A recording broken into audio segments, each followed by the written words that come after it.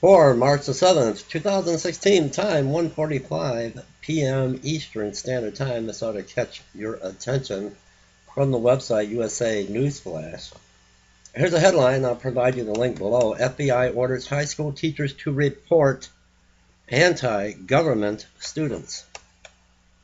The FBI has launched a new program that forces high school teachers to report students that display anti-government or rebellious behavior to authorities.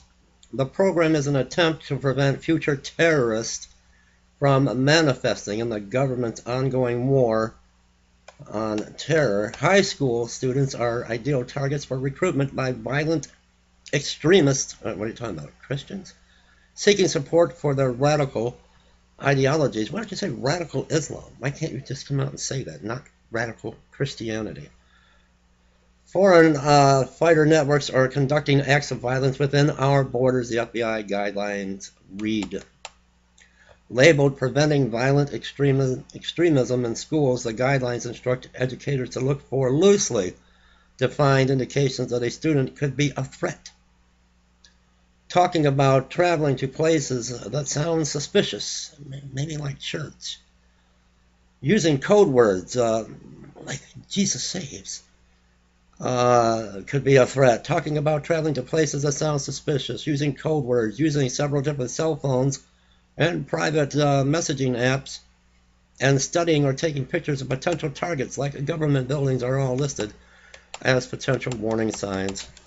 Educators note that many of these so-called indicators are too broad to be effective, as they could be applied to almost any teenager. Other indicators seem specifically geared toward targeting Muslims. You can't have that. It's a peaceful religion, you know.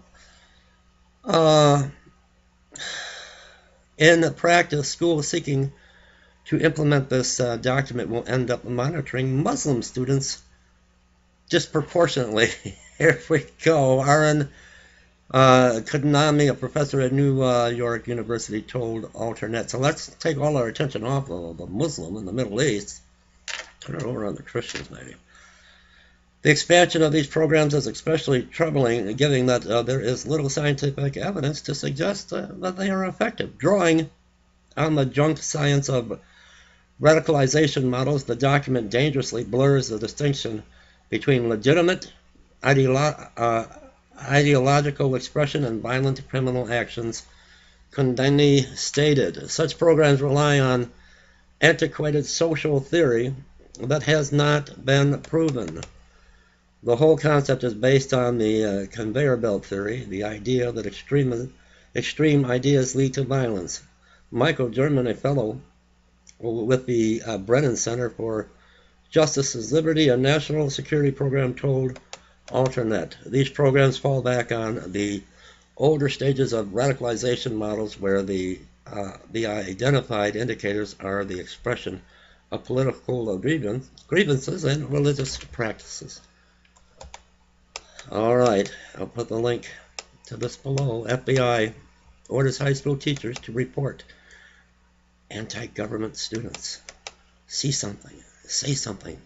Even the doctor, now when you take your child to the emergency room or the doctor's office, behind closed doors, they question your child. Do your parents, is there a gun in your house? Subscribe to my channel. Leave me comments.